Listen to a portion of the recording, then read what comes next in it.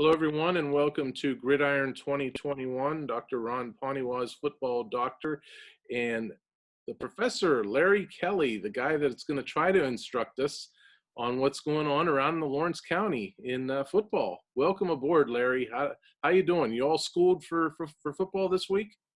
I'm fired up, and I am ready to go. I am fired up, my brother. Listen, it's playoff time, and that's what it's all about. And it's time for the stars to be stars. What I've learned a long time ago in the biggest of games, if my best players are better than your best players, we win. If your best players are better than mine, we don't. And so it's time to suit it up, to strap it up, and let's see who the best players are.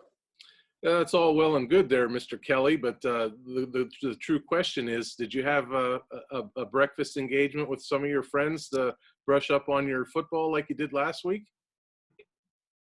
If you're asking me, did I have lunch with Coach Mangino and those guys this week? No, I didn't. I didn't. So, but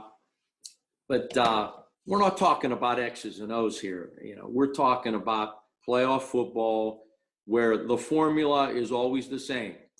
Let's run the football, let's eliminate penalties, and let's eliminate turnovers. If you look at the formula every week, if you outrush the other team, if you turn them over more than you turn yourself over yourself, and if you eliminate those penalties that tend to put you behind the sticks, you're going to win more times than you're going to lose. You don't need to be Newt Rockne or Vince Lombardi to figure that out. You don't even need to be Coach Mark Mangino, who was National Coach of the Year, to figure that one out. Okay, great job, Larry Kelly, B+. All right, Athlete of the Week this week, Shenango's C.J. Miller Jr., running back, defensive back, 5'9", 175 pounds. C.J. Miller runs the ball 39 times for 266 yards, 3 touchdowns, in a 31-13 road win over Carmichael's. That was in the WPIL Class 1A playoffs. Boy, that's those kind of numbers, Larry. Again, probably this will be a name for people that will say, what's he talking about? But those are John Riggins type numbers, old early 80s Washington Redskins when they were the Redskins, and just feed them the ball and let the Hogs up front open up holes and let Riggo go through the holes, and that's what CJ did. He took the ball 39 times and rushed for over 200 yards. What a great performance by a tough cookie. John Riggins was a tough guy, and he never was afraid to lug it 20, 30, 40 times as necessary. This was a huge win for the Wildcats to go on the road, which is a long road trip down to Carmichael's, and to win handily, 31-13. That's taking care of business. That's a big win. 39 carries, 266 yards, 3 TDs. What a magnificent performance. Certainly worthy of Athlete of the Week. Give me the ball. Give me the ball. I love guys like that. I want it again. Give me the ball. I want it again. And the offensive line for Shenango, and it's a really good offensive line, once again did a pretty good job, and not a good job, a great job. When you're able to rush the ball for 266 yards, then the big boys up front are getting it done. And that formula will carry. I know they got a big game this week, and it's a tough one. But if you can run it for 266 yards, you wear the other team down, you control the clock, you don't give the other team an opportunity to score. Magnificent performance. They'll need another one by CJ this week if they're going to take care of Bishop Canavan on Friday night. Yeah, CJ has a great story too. It's an unfortunate story. His dad, Chuck, passed away September 29th of this year from COVID. Just a couple days before Shenango's game against Burgettstown, and CJ still attended school that week, and he played in the game that week against Burgettstown, carried the ball for 103 yards in that game, 3 touchdowns, and they won 28-6. just so terrible to hear stories like this. Chuck was, I believe, 41 years old, came to all the practices. They had such a bond, as all fathers and sons should. And it was just terrible to hear. And we had another story like that. Luciano DeLillo's mom passed away, I believe, in July or August, whenever it was. Same thing, COVID. Were there other stories like that out there of our high school football players? Maybe. It's just terrible that somebody that young as CJ has to grow up now without a dad. And he's, boy, just a very tough young man, mentally, emotionally, to go through something like that. And he's fighting through it like a warrior, and the football field is his safe haven. It's his getaway. And for that reason, it was really nice to see Shenango go out and get a victory for CJ and his teammates, and for his dad looking down on him. There's one thing I learned growing up around here. People should look out for each other, be friends and neighbors that you can count on. So it bothers me when people who are hurt in automobile accidents get bullied by the insurance company. I don't let bullies run over my clients. I do what I was taught growing up. Step up, stand up, and speak up for those who can't. I'm Larry Kelly, and I'm a Newcastle guy.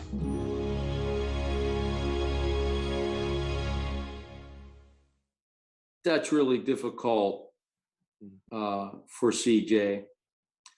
I was 40 years old when my dad passed away, and I was crushed.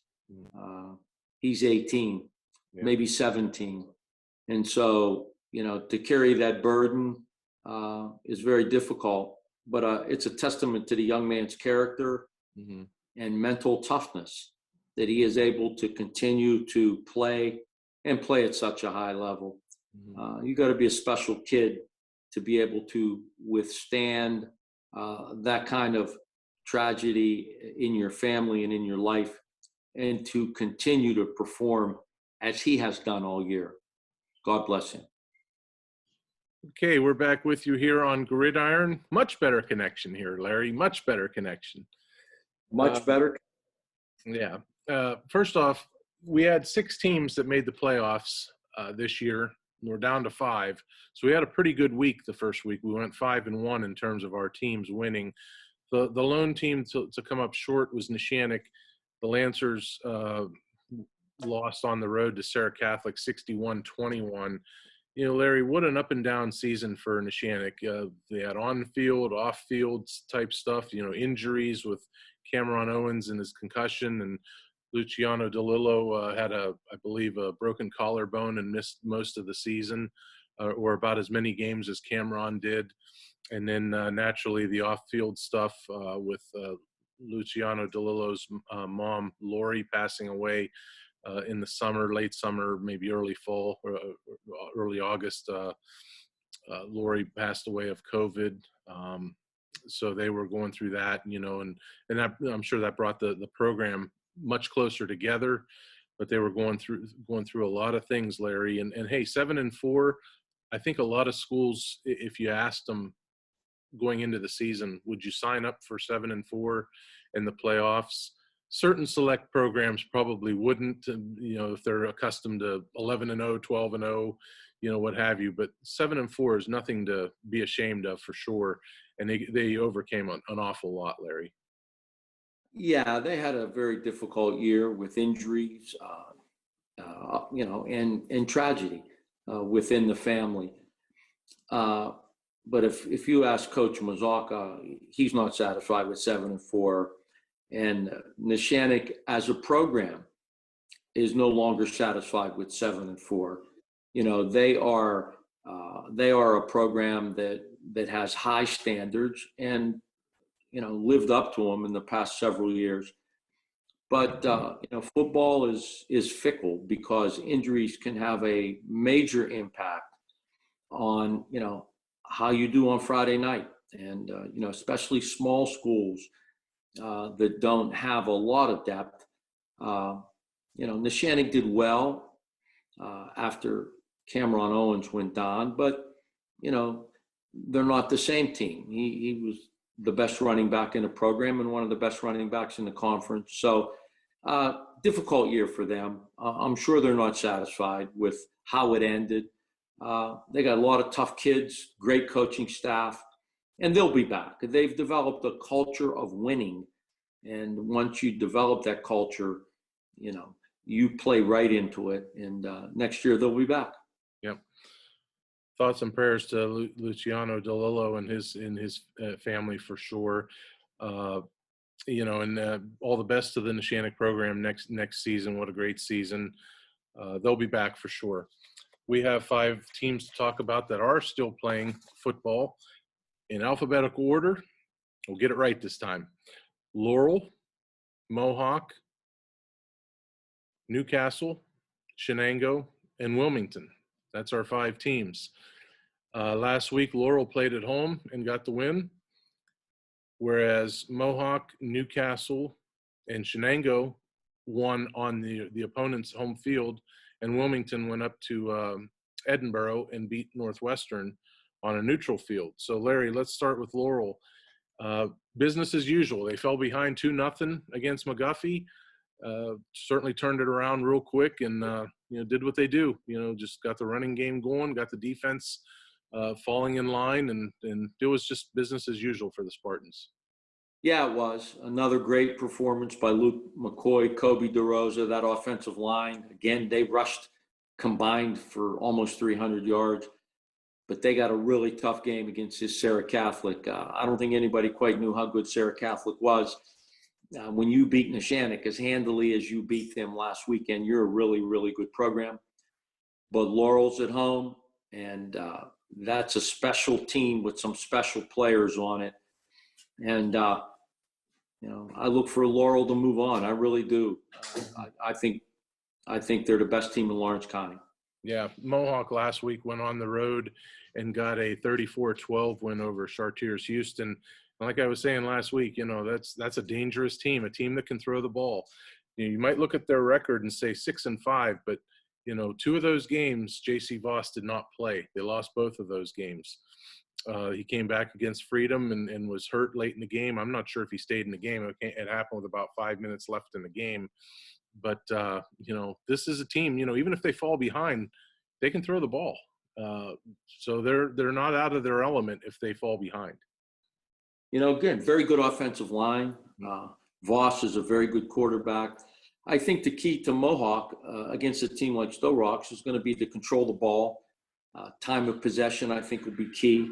Stowe Rocks has a lot of great athletes on that team, and you got to make them work their way down the field. You just can't let them 60, 70-yard touchdown runs. It's just too difficult. So, if Mohawk can control the clock, run the ball, as they're capable of doing, they have really good special teams. They can win. They're an underdog, no question about it. Stowe Rocks is 11-0, and they're playing it at a neutral site, but still, Mohawk's going to have to do the little things really, really well to win this game on Friday.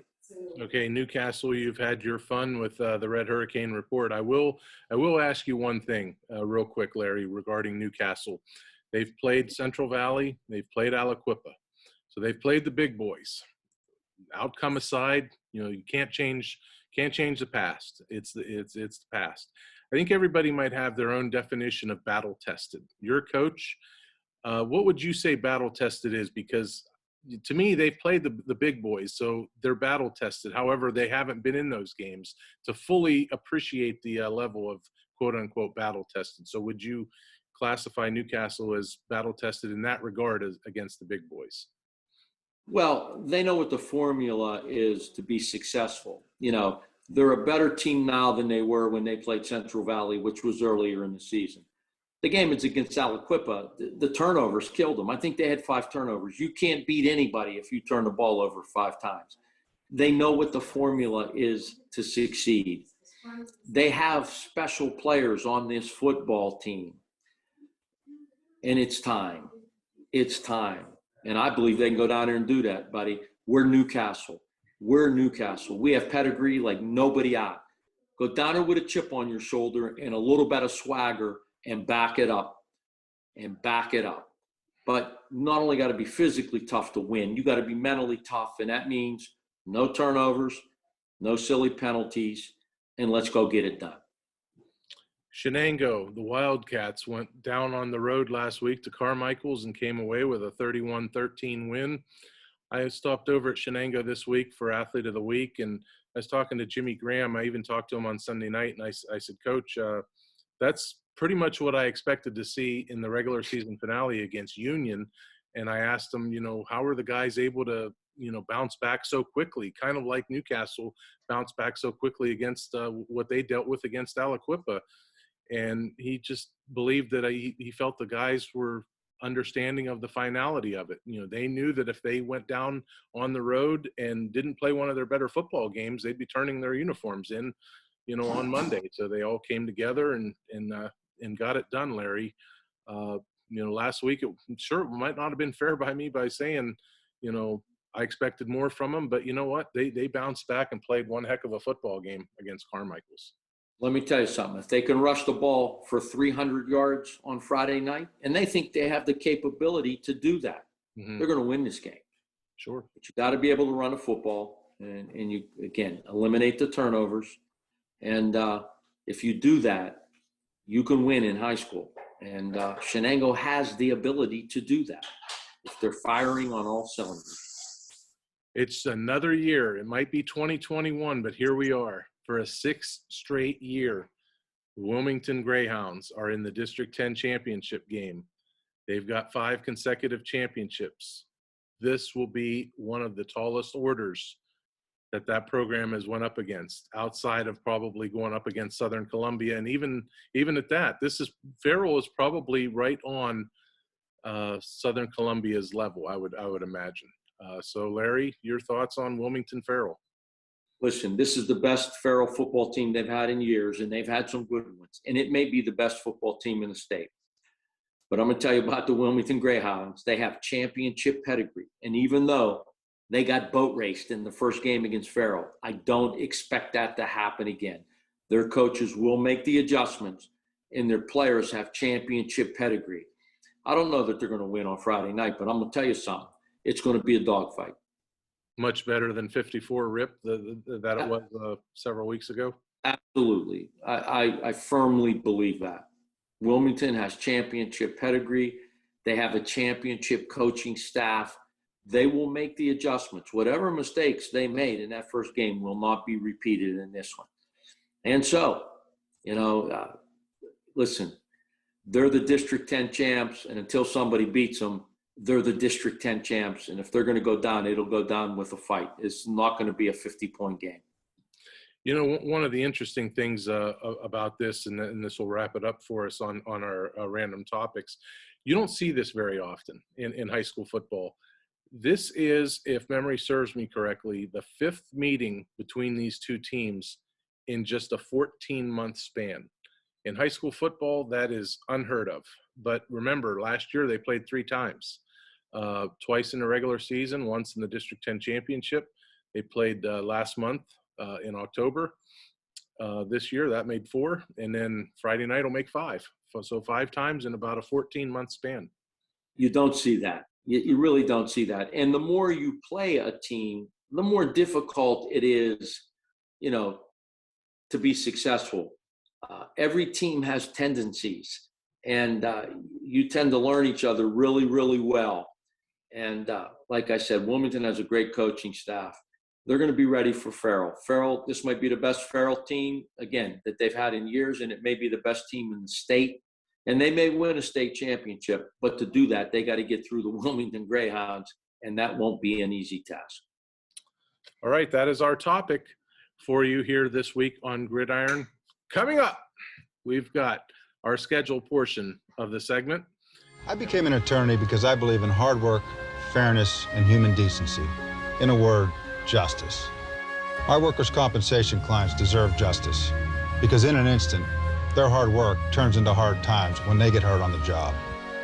No doubt, life is tough, but so am I.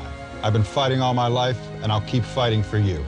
I'm Joe George, and here in Lawrence County, it's personal.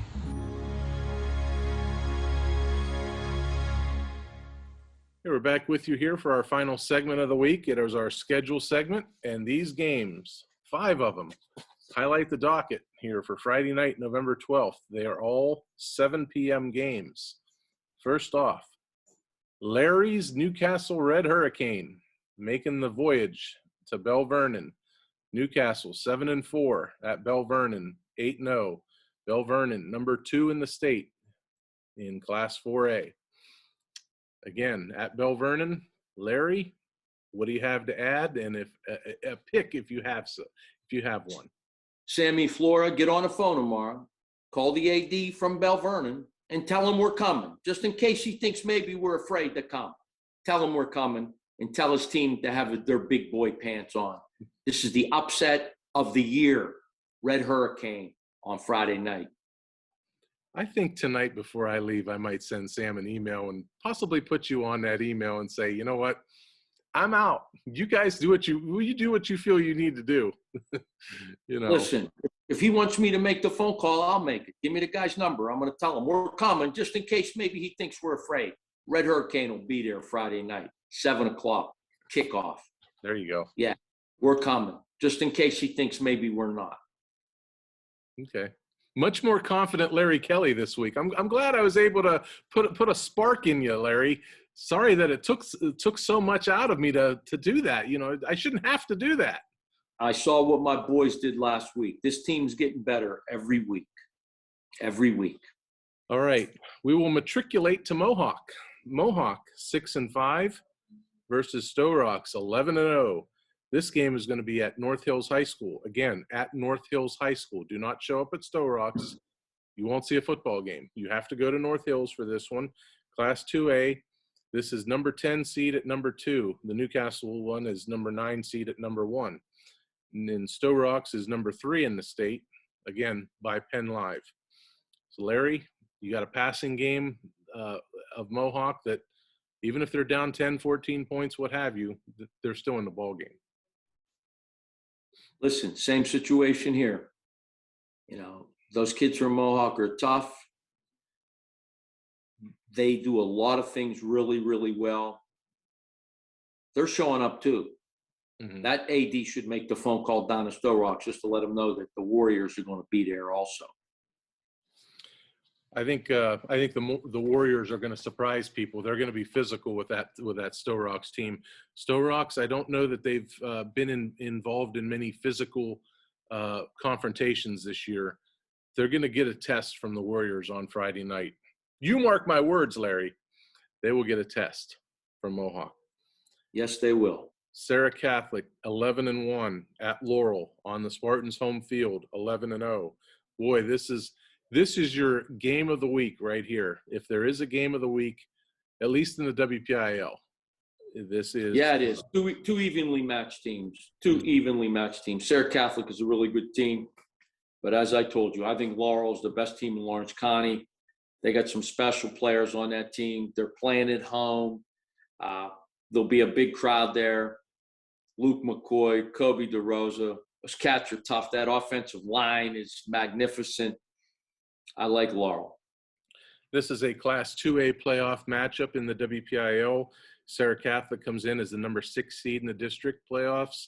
Laurel is the number 3 seed. And hey, welcome aboard, Penn Live. Laurel's moving up.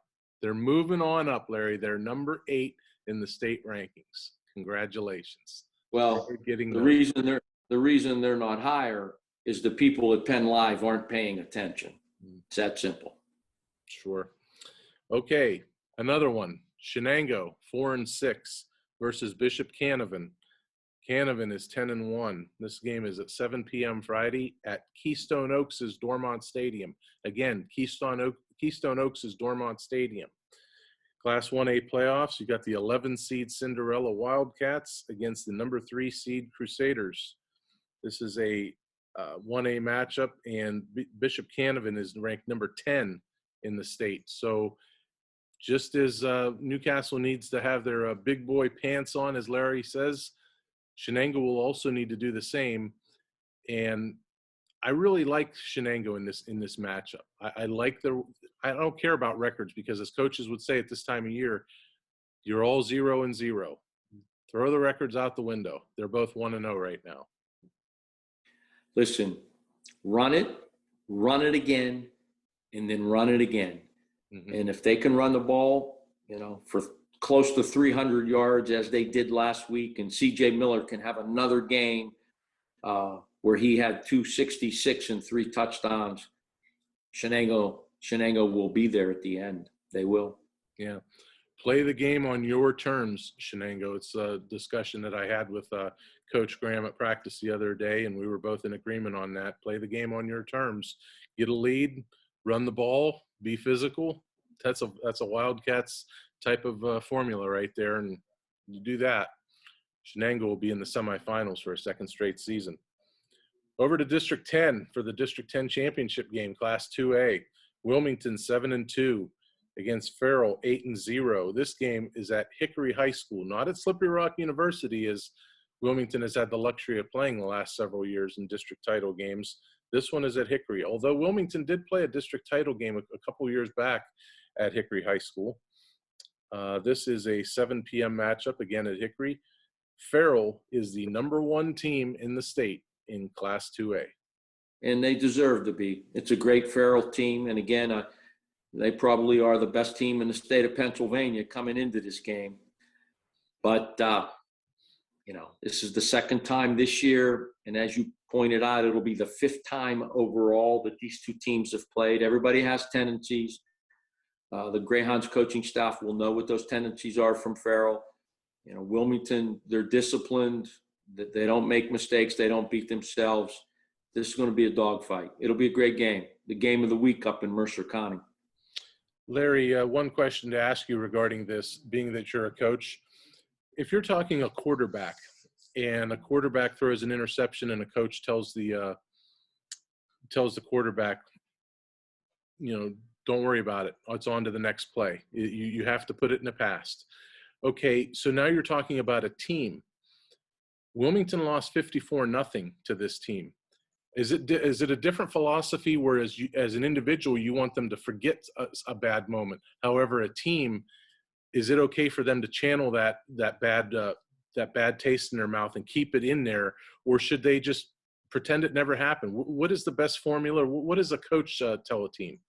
That's a great question. It really is. And I don't know that there is a, one answer to that question. It depends on your team.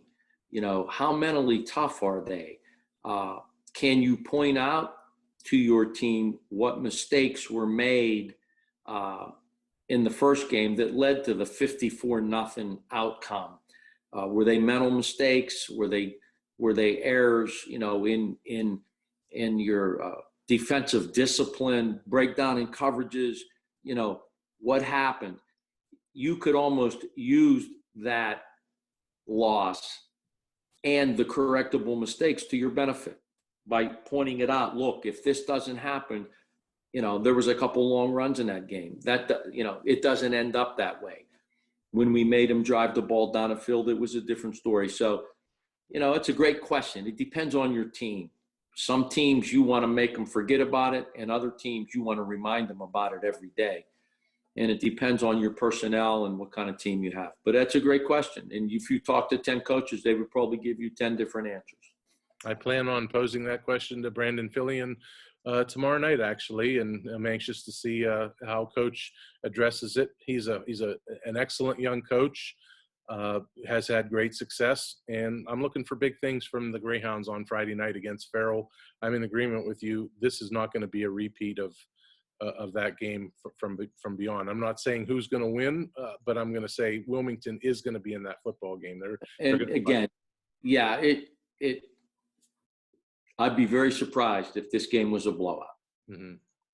Sure, and they're healthy. Gage DiCaprio and Ben Miller are back. They played last week against Northwestern.